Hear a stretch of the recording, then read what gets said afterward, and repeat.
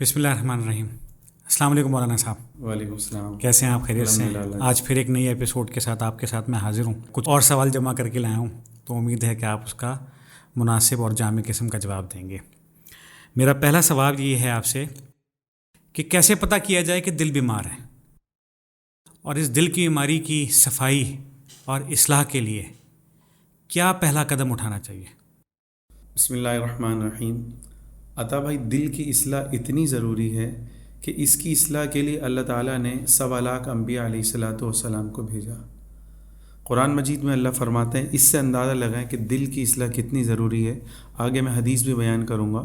قرآن میں ہے یوم لا ینفع مال ولا بنون، کہ قیامت کے دن نہ اولاد کام آئے گی نہ مال کام آئے گا، الا من اتی اللہ بقلب سلیم، کہ جو شخص صاف ستھرا دل لے کر آئے گا، غلاظت سے پاک دل لے کر آئے گا، اللہ کی محبت سے بھرا ہوا دل لے کر آئے گا، وہ دل اس دن جو ہے کامیاب ہوگا، اور یہی دل انسان کو جنت میں لے کے جائے گا۔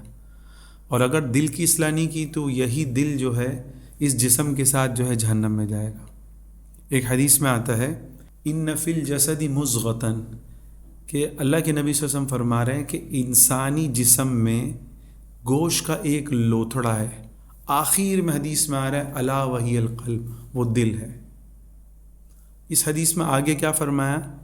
اذا صلحت صلح الجسد کلہ، اگر اس دل کی اصلاح ہو گئی نا تو سارے بدن کی اصلاح ہو جائے گی، سارا بدن سارا جسم اللہ والا بن جائے گا، اس سے جو اعمال نکلیں گے وہ نیک نکلیں گے، وہ اللہ کی طرف لے جانے والے راستے پر چلیں گے۔ اور آگے اللہ کے نبی صلی اللہ علیہ وسلم نے فرمایا وَإِذَا فَسَدَتْ فَسَدَ الْجَسَدُ كُلُّهُ، اور اگر یہ دل خراب ہو گیا، غلیظ ہو گیا، بدبودار ہو گیا، گناہوں سے آلودہ ہو گیا کسی برے دوست کی صحبت کی وجہ سے، فرمایا کہ پھر یہ پورے دل کو بیمار کرے گا۔ تو دل کی اصلاح اتنی ضروری ہے۔ اور ایک اور حدیث میں آتا ہے ان اللہ لا ينظر الى صورکم واموالکم، اللہ کہہ رہا ہے کہ نہ میں تمہارے چہروں کو دیکھتا ہوں کہ کون کالا ہے کون جو ہے گورا ہے، چہروں کو میں نہیں دیکھتا، واموالکم، میں تمہارے مال کو نہیں دیکھتا کہ کون غریب ہے کون فقیر ہے، کون سائیکل پہ جا رہا ہے کون جو ہے 4x4 میں جا رہا ہے۔ اللہ کہہ رہا ہے کہ میں تمہارے دلوں کو دیکھتا ہوں، وَلَٰكِن يَنظُرُ إِلَىٰ قُلُوبِكُمْ، اللہ کہہ رہا ہے میں دل کو دیکھتا ہوں۔ اس دل میں نہ چہرے کو دیکھتا ہے نہ اللہ مال کو دیکھتا ہے۔ یہ سمجھ میں آنے والی بات ہے کہ بھائی جس دنیا کی آپ دوڑ لگا رہے ہو، ہمارا پالنے والا ہمیں پیدا کرنے والا کہہ رہا ہے مجھے تمہارے چہروں سے غرض نہیں ہے، مجھے تمہارے مال سے غرض نہیں ہے، مجھے تمہارے دل سے غرض ہے کہ اس دل میں تم نے میری کتنی محبت جمع کی۔ تم دنیا سے رخصت ہوئے تو میری محبت جمع کر کے نکلے، یا پھر دنیا کی محبت جمع کر کے تم دنیا سے گئے؟ آگے اللہ فرما رہا ہے وَلَٰكِن يَنظُرُ إِلَىٰ قُلُوبِكُمْ وَأَعْمَالِكُمْ، کہ میں تمہارے دل کو دیکھتا ہوں اور تمہارے اعمال کو دیکھتا ہوں کہ کون زیادہ سے زیادہ نیکیاں کر کے دنیا سے جاتا ہے، کون زیادہ سے زیادہ دنیا جمع کر کے دنیا سے نہیں جاتا۔ آج ہم الٹ چل رہے ہیں۔ جو اللہ ہم سے کہہ رہا ہے کہ بھائی میں تمہارے چہرے کو نہیں دیکھتا، تمہارے مال کو نہیں دیکھتا، میں تمہارے دل کو دیکھتا ہوں، تمہارے اعمال کو دیکھتا ہوں۔ آج ہم سوچیں کہ ہم کس چیز کی دوڑ لگا رہے ہیں، کہ ہم دل کی اصلاح کی فکر میں لگے ہوئے کہ نہیں، ہم جو ہے اعمال کی دوڑ لگا رہے ہیں کہ نہیں۔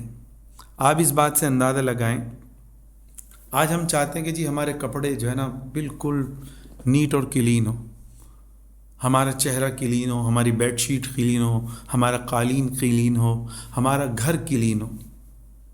ایسا ہی ہے، ہماری گاڑی تک ہم چاہتے ہیں کہ بالکل کلین ہو۔ فروٹ لینے جاتے ہیں، کوئی داغی سیب بیچ رہا ہوگا، ہم کہیں گے نہیں بھائی یہ داغ والا مت ڈالنا۔ ہم 70 سال دنیا میں زندگی گزارتے ہیں اور داغی دل کو لے کے اللہ کے پاس جاتے ہیں۔ جو دل گناہ کر کر کے حدیث میں آتا ہے نا کالا ہو چکا ہوتا ہے، اس دل کو لے کے ہم اللہ کے پاس جاتے ہیں۔ تو سوچے آج ہم نے 60 سال کس کام میں لگائے؟ جو کام آنا تھا اعمال، جو کام آنا تھا اللہ اور اس کے رسول صلی اللہ علیہ وسلم کی محبت جو دل میں بھری ہوئی ہونی چاہیے تھی، اس کی دوڑ نہیں لگا رہے۔ جو کام مرنے کے بعد نہیں آئے گا، مال، کفن میں جیب نہیں ہوگی، سب کو پتہ ہے، قبر میں الماری نہیں ہوگی، اس کی دوڑ لگا رہے۔ تو بھائی اللہ کی طرف دوڑیں۔ اللہ کہہ رہا ہے فَفِرُّوا إِلَى اللَّهِ، میرے بندو میری طرف دوڑ لگاؤ۔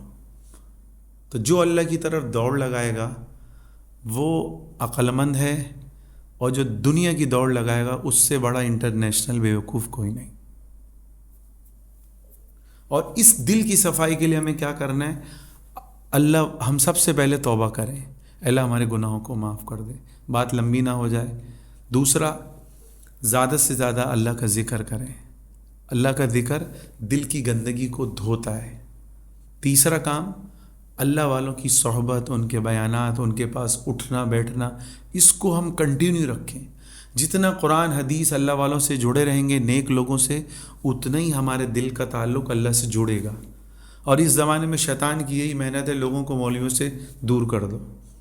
یہاں بڑے بڑے یوٹیوبر بیٹھے ہوئے ہیں، انڈیا اپنی الگ محنت کر رہا ہے، اسرائیل اپنی الگ جو ہے پیسے خرچ کر رہا ہے ایسے لوگوں پہ کہ کسی بھی طریقے سے ایسا وائرس پھیلایا جائے کہ لوگوں کے دلوں میں مولویوں کی نفرت آئے۔